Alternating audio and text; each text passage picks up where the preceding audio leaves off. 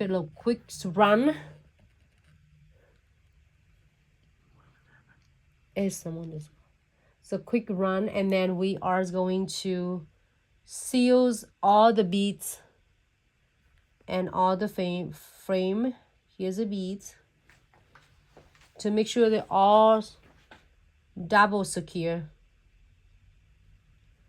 So the reason it is we seal all the beads is not only to get all of the surface seals, it's also to help prevent from getting like tarnished, because when we start doing a lot of works, like even as a nail tech, you wash your hand all the time, hand sanitize and everything. You want to make sure they are sealed, so then they will not turn tarnish.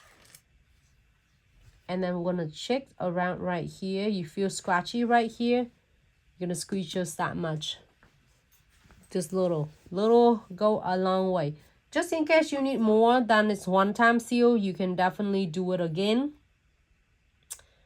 And make sure between each time you feel like this, you give it good at least flash cure 30 seconds to cure all of the first layer first before you do another one, because then you don't want them to get, you know, like flooding with the precision glue gels, and it's gonna destroy all the sparkle and the cut. So we're gonna seal it around the base of crystal, not on the top of the crystal, to keep it really nice and the sparkle and the cut of it.